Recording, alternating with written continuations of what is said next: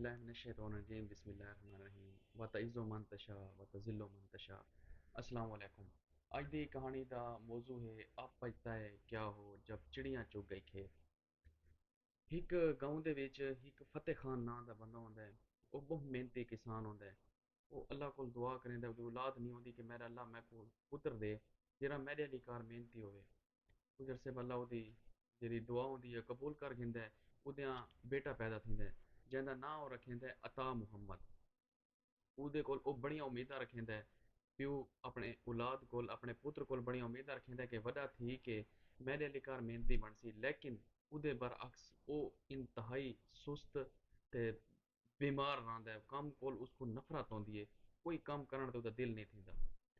ਇੱਕ ਦਫਾ ਕਣਕ ਦੇ ਮੌਸਮ ਦੇ ਉੱਤੇ ਬਵਾਈ ਦੇ ਮੌਸਮ ਦੇ ਉੱਤੇ ਜਿਹੜਾ ਫਤਿਹ ਖਾਨ ਹੁੰਦਾ ਹੈ ਉਹ ਬਿਮਾਰ ਥੀ ਵੈਂਦਾ ਹੈ ਤੇ ਉਹ ਆਪਣੇ ਪੁੱਤਰ ਕੋ ਆਦਾ ਹੈ ਅਤਾ को बच्चा अता मोहम्मद गाल इवें भी मैं बीमार थी गया मेरे कोल काम नहीं थींदा ते तू ਇਹ ਜਿਹੜਾ ਕਣਕ ਦਾ ਮੌਸਮ ਹੈ ਤੂੰ ਕਣਕ ਦੀ ਬਵਾਈ ਕਰ ਚਾ ਜਾਂ ਕਣਕ ਫੇਰ ਚਾ ਜਾਂ ਸਰਾਕੀ ਦੇ ਵਿੱਚ ਆਖਾਂ ਮੈਂ ਕਣਕ ਫੇਰ ਚਾ।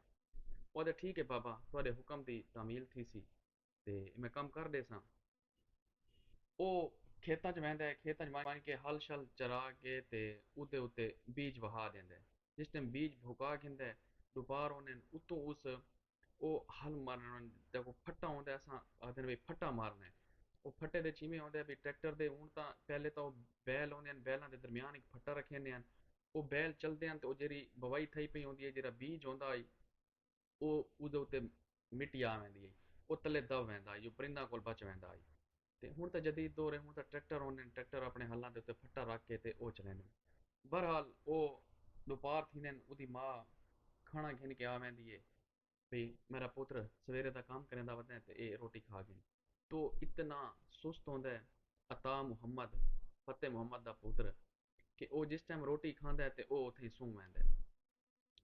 ਉਹ ਸੂਮੇ ਦਾ ਜਿਹੜਾ ਉਸ ਬੀਜ ਵਹਾਇਆ ਹੁੰਦਾ ਹੈ ਬੀਜ ਸੱਟਾ ਹੁੰਦਾ ਹੈ ਫੱਟੇ ਤੋਂ ਬਗੈਰ ਬੀਜ ਤਾਂ ਸਾਹਮਣੇ ਪਿਆ ਹੁੰਦਾ ਹੈ। ਉਹ ਸਾਰੇ ਪਰਿੰਦੇ ਉਹ ਜਿਹੜਾ ਬੀਜ ਹੁੰਦਾ ਦਾ ਸੱਟਾ ਹੋਇਆ ਸਾਰੇ ਚੁਗ ਵੈਂਦੇ ਨੇ। ਜਿਸ ਟਾਈਮ ਉਹਦੀ ਅੱਖ ਖੁੱਲਦੀ ਹੈ ਉਹ ਦੇਖਦਾ ਹੈ ਵੀ ਇਹ ਤਾਂ ਸਾਰੇ ਪਰਿੰਦੇ ਜਿਹੜਾ ਮੈਂ ਜਿਹੜਾ ਬੀਜ ਭੁਕਾਇਆ ਇਹ ਤਾਂ ਸਾਰੇ ਪਰਿੰਦੇ ਖਾ ਗਏ।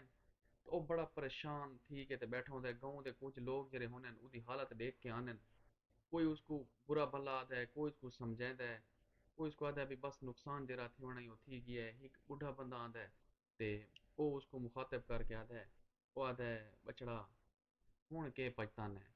वो जरा चिड़ियाँ जरियां नो तेरा खेत चुग गई। तो इत्थों ये मिसाल बन गई जरा इंसान अपने काम को छोड़ देवे या उसको कोई नफे नुकसान की कोई परवाह ना होवे तो अक्सर ये बात मिसाल आखी वैंदी है अब पछता है क्या हो जब चिड़ियाँ चुग गई खेत।